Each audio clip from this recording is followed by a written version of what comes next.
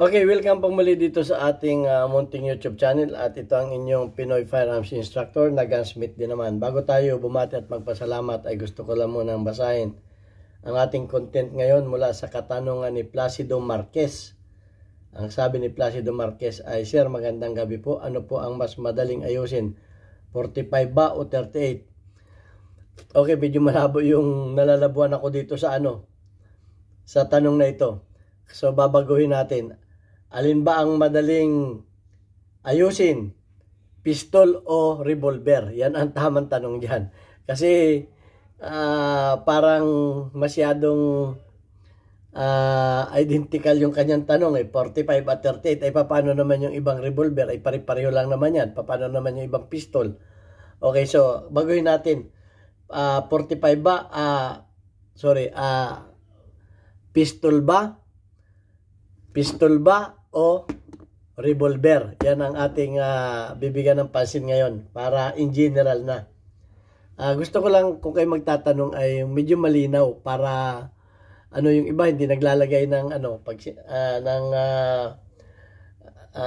ng malinaw na tanong, hindi kaya lilinawin natin. Okay. So bago natin yan sagutin ay gusto ko lang kayo pasalamatan dahil sa inyong pagla-like at pag-share ng ating mga videos dahil nakatulong kayo sa pagpaparami ng ating mga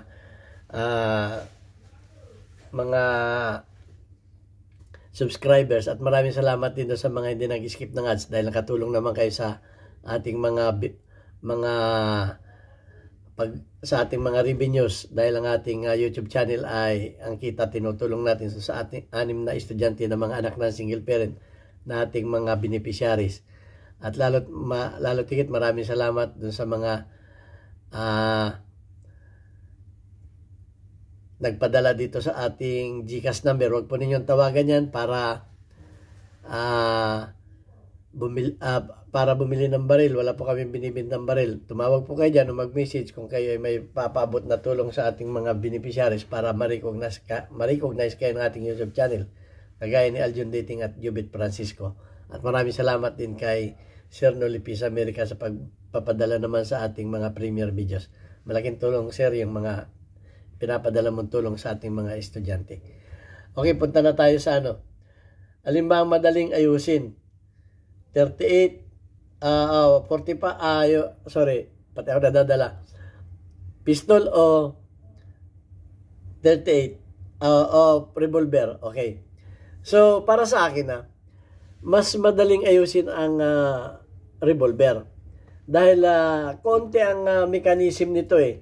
Ang una mo lang titingnan dito ay kamukha nito. Pag ito ay nag-prevailing na ganyan, ang alam mo na kakaagad, ang sira agad niya na yung yung cylinder stop. Okay? At konti lang ang mga mechanism nito. Okay, ang main lang nito ay cylinder at saka yung frame. Yung frame nito sa loob eh madali lang ring gawin basta madaling kabisaduhin.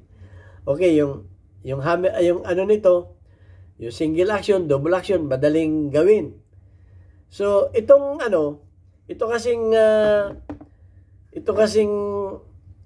pistol doon pa lang sa pagtutuno ng nito, pagtutuno pa lamang ng kanyang recoil spring. Sa recoil spring pa lang marami nang naliligaw. Kaya kung halimbawa, kung titingnan ninyo kung itutuno ninyo itong revolver, napakadaling ituno nito eh. Titingnan lang ninyo ito kung tama ba yung cylinder stop, yung kanyang hand, kung tama ba, ito ba ay nag-i-stop. Pagka ganyang niyan, ay alam na ninyo kagad. Madali, may mga videos naman tayo niyan. Hindi ko na sa inyo. At ang malfunction nito ay kunti lang ang malfunction nito. Pag hindi pumutok, maaring firing pin at ang kalimitan nito, firing pin pag hindi putol. O di kaya yung hammer spring o main spring. O di kaya yung kanyang firing pin safety block na putol, bumagsak. Yun, ang mga niyan. Yun lang ang mga madadali niya. Samantalang ito, ay apakadaming problema nito sa malfunction pa lang. Kaya kung magtutuno kayo nitong revolver at magtutuno kayo nitong pistol, para kayo nagtutuno ito, ikukumpara ko sa nagtutuno kayo ng gitara. Ito para kayo nagtutuno ng piano. Pagka hindi kayo kabisado. Kasi ito sa malfunction pa lang, ang dami ng malfunction nito. O panoorin ninyo yung mga malfunction na ano natin. Hindi ko na babanggitin yung mga malfunction kasi may video naman tayo niyan. Panoorin na lang ninyo sa dami ng malfunction. Ito ang malfunction lang nito. Kalimitan, pag hindi pumutok, maaring firing pin, yung hammer, o firing pin yung firing pin, o di kaya hindi tumapat itong bola sa dito sa kanyang firing pin. So yun ang mga nito. At kung ito ay malinis, wala kang magiging problema dito. So, madali itong gawin para sa akin. Ito, ang dami kasi nitong problema eh. Hindi ko na isa-isayin ito. Kung papanoorin lamang ninyo yung ating mga video, malalaman naman ninyo eh. Dahil do sa mga sira na mga video natin, do sa mga ginawa natin video, malalaman ninyo. Kaya mas nahihirapan akong gumawa ng pistol. Ang pagkakaalam ko rin, mas unang ginawa ang revolver kasi napakasimple. Napakasimple ng revolver. Ito ang pagkakaalam ko mas unang ginawa ang revolver kaysa sa mga pistol. Kaya madali itong gawin. At kahit sa mga paltik, maraming paltik na revolver sa atin. Kasi nga, madaling gawin, madaling asimbulin. Pero ang mahirap lang dito yung timing. Pero pag nakabisa mo yung timing nito, ang timing naman nito yung yung ratchet, yung pagpapaikot nito, yung timing ng ikot niya, yun lang ang nito. So, hindi ko na ito pahabain kasi panoorin na lamang ninyo yung mga videos. Ito kasi, ang daming mechanism nito.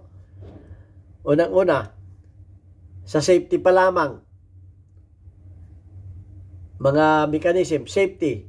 Ito wala na safety. Double action, single action lang. Ito may double action, may single action din ng mga pistol. May slide. Okay? May eject. Ito walang eject. Sa pag-eject pa lamang, may problema na. Okay? Sa pag pa lang, malfunction, ang dami ng problema. Meron pa itong slide stop. Ito, madali lang yung cylinder stop nito eh. Okay? Ito yung lasyat. Yung lasyat nito, kinakailangan mag-open slide. Ito, pag lasyat, hindi na puputok.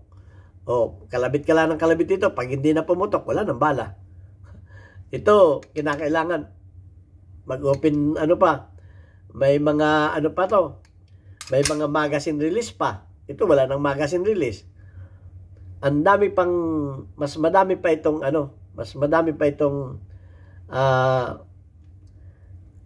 magiging problema sa pagpipid na lang ng magazine.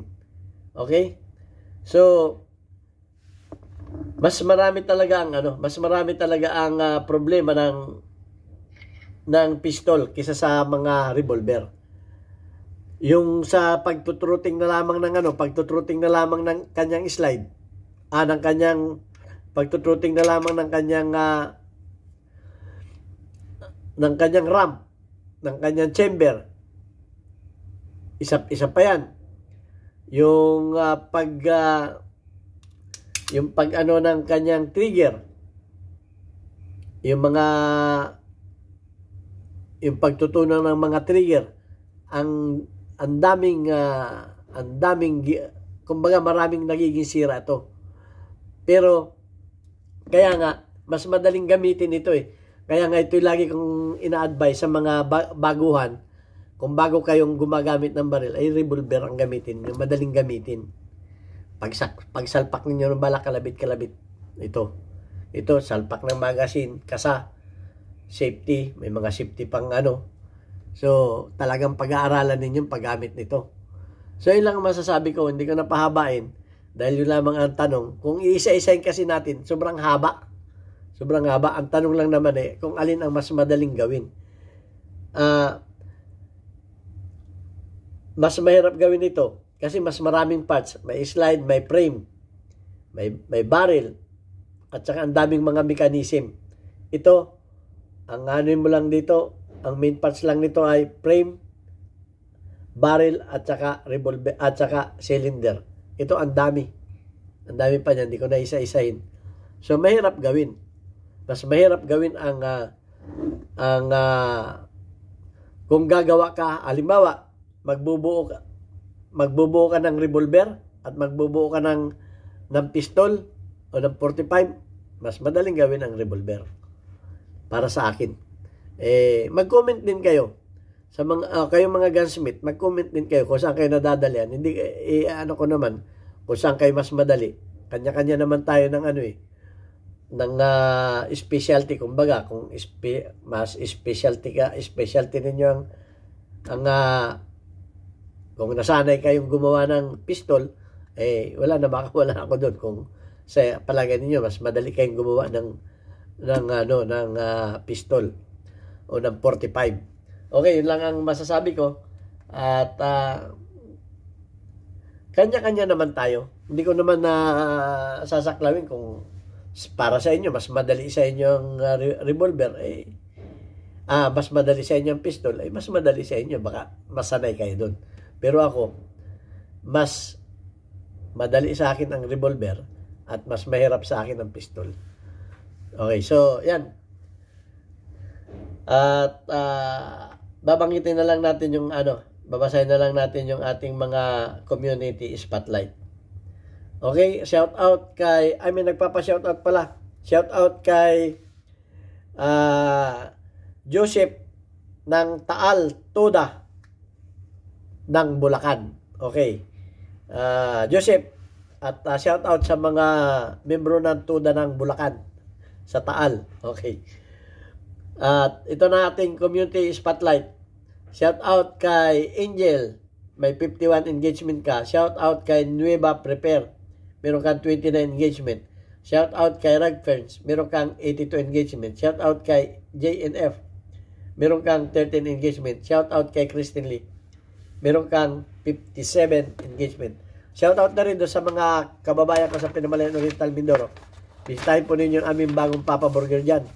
Doon sa dati kong masishop sa Albarci Street, Pinamalayan Oriental Mindoro. Mayroong dyang buy one take one sa halagang 40 pesos lamang. At marami pa kayong pagkain na ma-order dyan. Kahit brown out, bumagyo man, may generator yan. 24/7 bukas po yan. Maraming po salamat sa inyo.